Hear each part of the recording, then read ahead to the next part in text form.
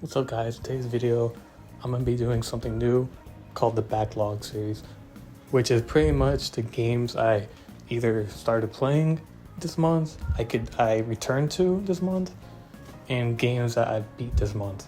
And I'll be giving my little review over it. This month of August I beat about 4 games, and the reason why I started this series is because I have so many games I want to beat and play on Steam that I decided to do this series where every month I try to beat and play as many games as I can. And with this backlog thing, it can be kind of hard to catch up and play as many games as I can because sometimes I have other things in life that's going on, and sometimes I just buy more games that adds on to it. So I don't think I'll ever beat every single game that I have or play every single game that I have, but I hope to beat and play as many as I possibly can. So that's the point of this series. And I'll be planning to do this at least every single month to keep you guys updated on the backlog and how many games I played or beat. So without further ado, I'm going to start the video. Now the first game I beat this month was Metal Gear Solid 2. I beat Metal Gear Solid 1 the previous month in July and I enjoyed it a lot. So I ended up of course playing the second one, which I also enjoyed just as much. At first I wasn't sure about playing as Raiden, but I ended up enjoying his character and his background a lot. I feel like the gameplay compared to the first one is a lot better and more improved. I did play the Master Collection version of this game on Steam, which ran and looked really well, and I had a blast with this one, and I enjoyed the fourth wall breaking. That part caught me off guard. I enjoyed the villains and stuff. But I still think overall I enjoyed Metal Gear Solid 1 a little bit more. I'm not too sure why. I think because the villains and the atmosphere of the first one I enjoyed a little bit more. But the second one's still really good, and I enjoyed the introduction to Raiden and his story. I also believe the story is really well written in this one too, even though sometimes they can get a little bit complex, but if you are following with it, it's actually very interesting. I also enjoyed some of the new mechanics, like aiming and shooting in first person.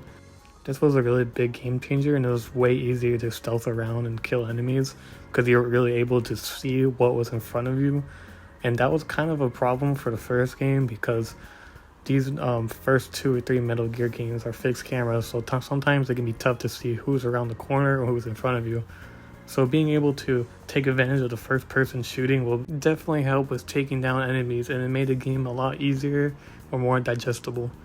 Also, there's a larger variety of weapons to use, and there's even weapons there like non-lethal darts from your gun that you can use, and it's actually pretty cool that you can use things like that.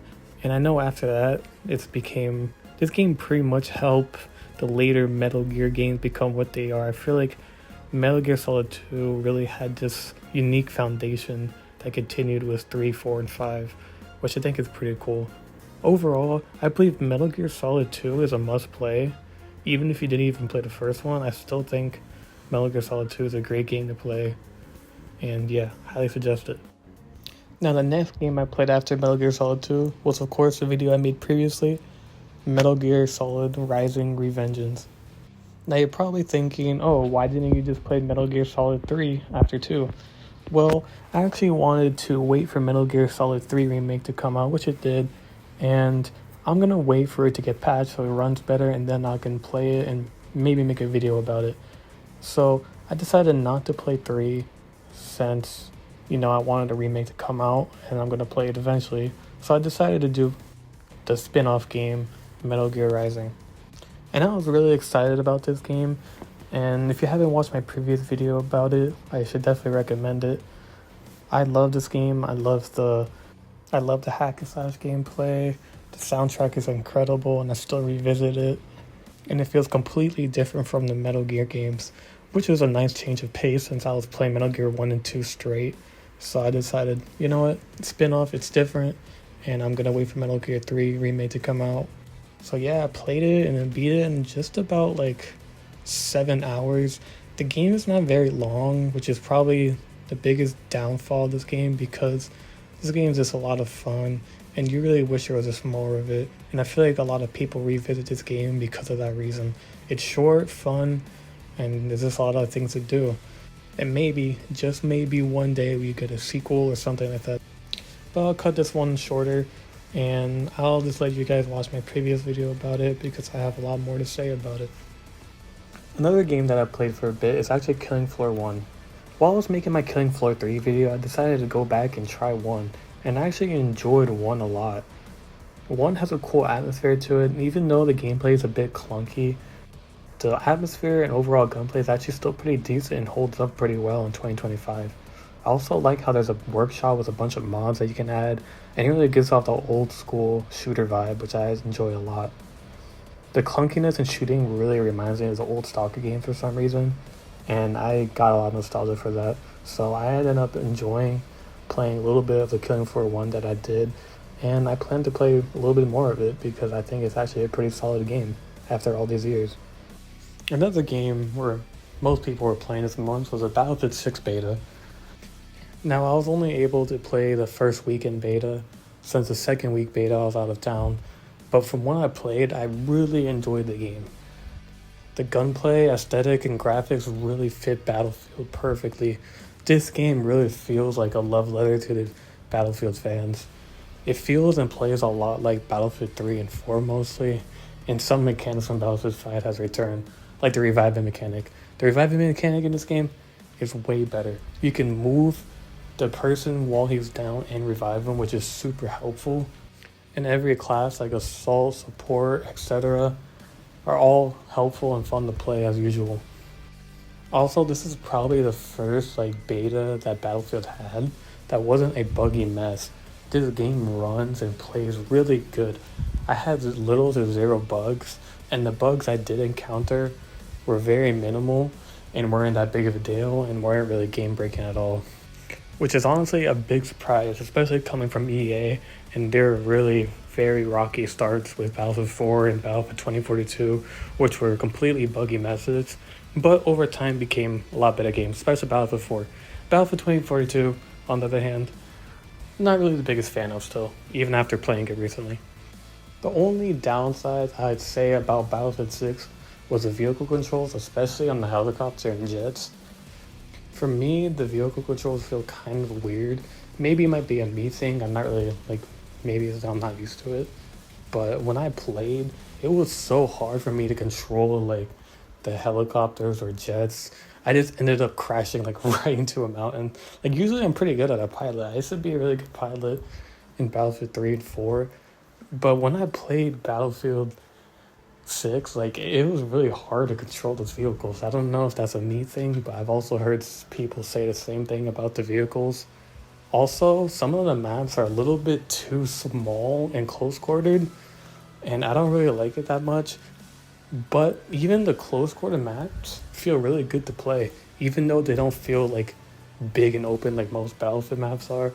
But they said at launch we're gonna get more open Battlefield maps like the old games, and they're also bringing back that one Battlefield 3 map, which I absolutely love, Firestorm, and I've already seen clips of it and it looks really cool, so I'm really excited for that too. But after playing a decent amount of Battlefield 6, I really got into the mood to play more. So after the beta, I decided to go back and play Battlefield 1. Battlefield 1, man, it's probably one of my favorite Battlefields. This game is really realistic and immersive, and makes you really feel like you're in World War 1. It's probably on my top 3 Battlefields besides 3 and 4, and I've put a ton of hours on it on PC and console both.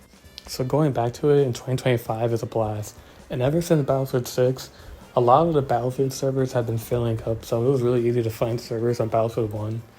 And going back and playing it is just so much fun. The gameplay feels just so good. The gunplay feels really good. The guns feel unique and fun. The vehicles are really well made and really fun to control. And the atmosphere and graphics of this game are just top notch. I mean, this game came back in 2016 and it still holds up so well to this day. It's actually unbelievable. I love Battlefield 1. It's definitely the best World War I game out there for sure. And I'll highly recommend it to anyone, even if you're not a fan of Battlefield. This game just plays and feels different, man. It's really hard to describe. Another Battlefield game I played, sadly, was Battlefield 2042. A lot of people have been hopping back on this recently after Battlefield 6 beta, mostly not just to play, but to grind XP for Battlefield 6. Because right now, if you play Battlefield 2042, you can unlock rewards for Battlefield 6 when it comes out. So they've been pushing a lot of people to play it. And from the time I played it, I mean, it's alright. Like, there's a lot of things in this game that I don't like, especially the specialist things. Like, there's no like class-based system like the OG Battlefield, which really caught me off guard while playing.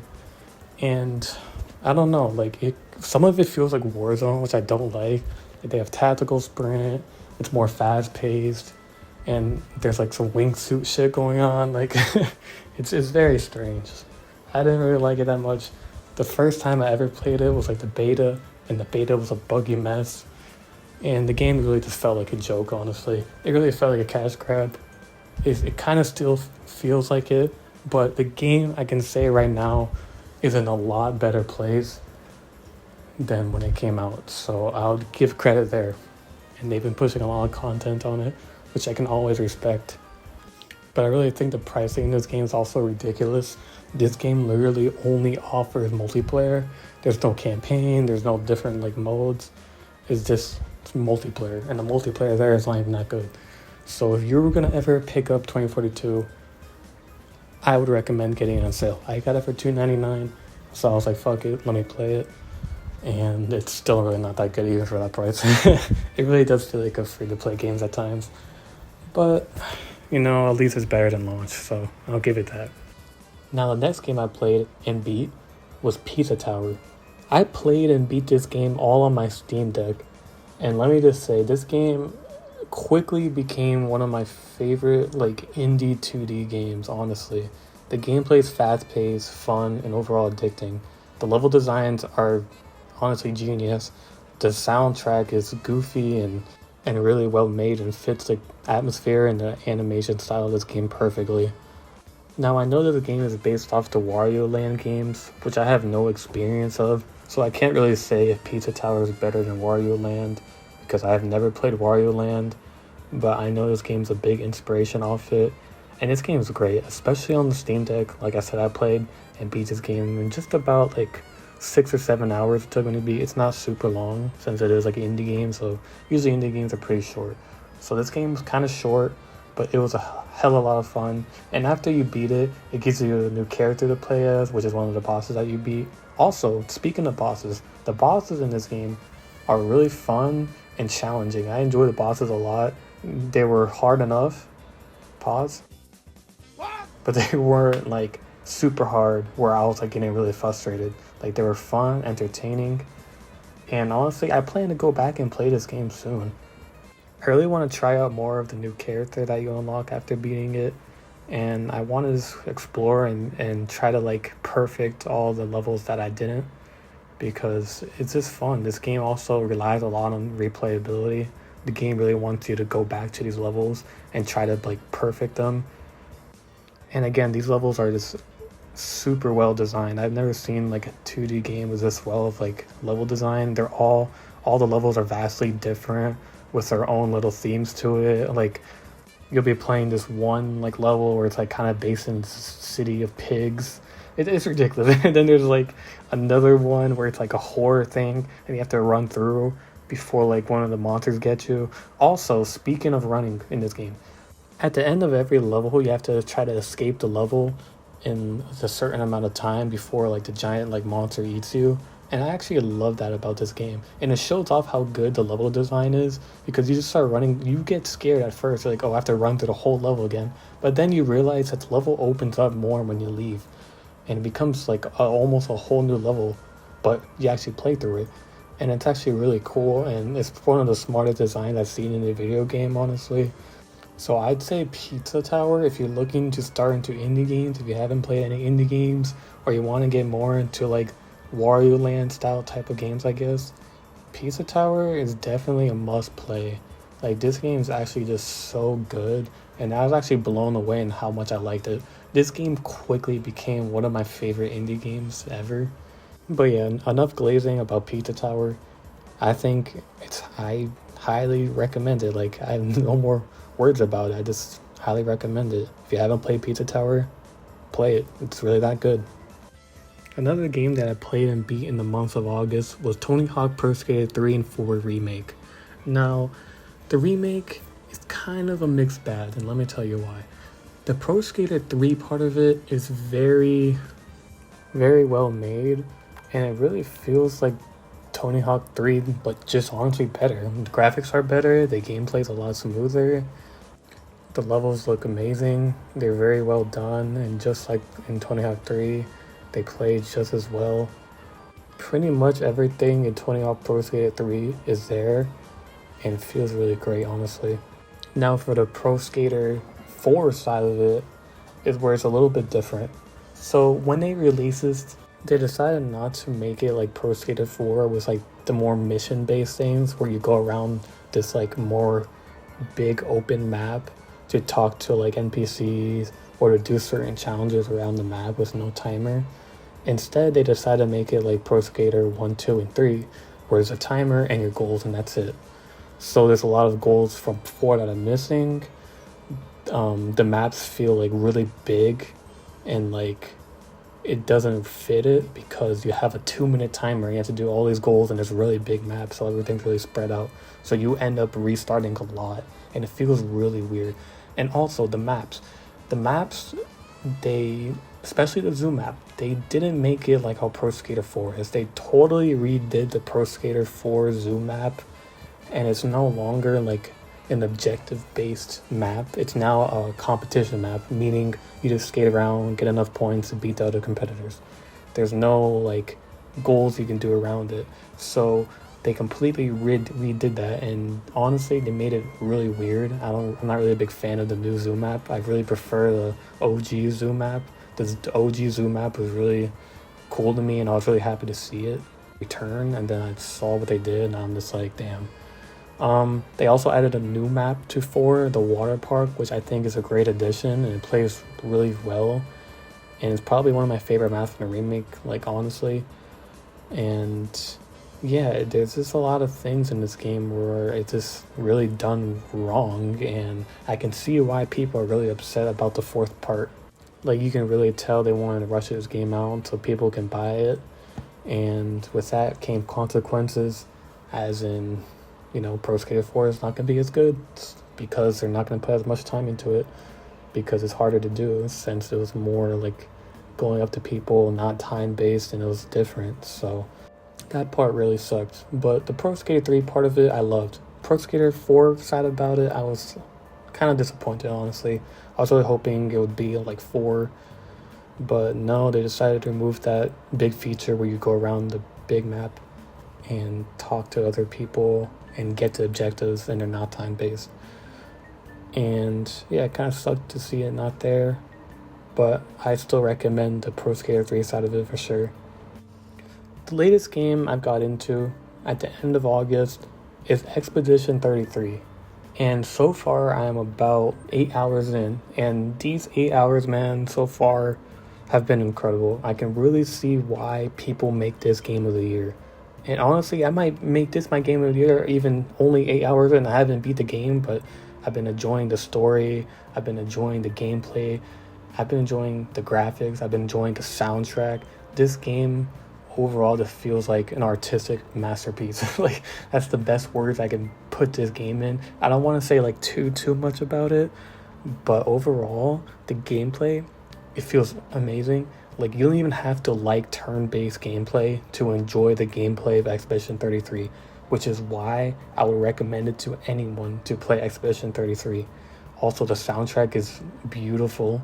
The graphics are beautiful and artistic, and I just can't get enough of this game. I've just been playing it so much. I've been glazing it like hard recently, and I just can't put it down. I'll be playing for like 3 or 4 hours straight, and this is hard for me to put down. Like, it's just that much fun, and I can't wait to play the whole thing and beat it.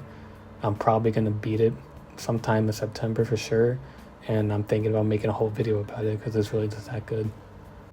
Okay guys, those are all my games I either played, returned to, or beaten in the month of August. I'm going to be trying to do these every month, so I hope you guys enjoy it, and I'll see you in the next one.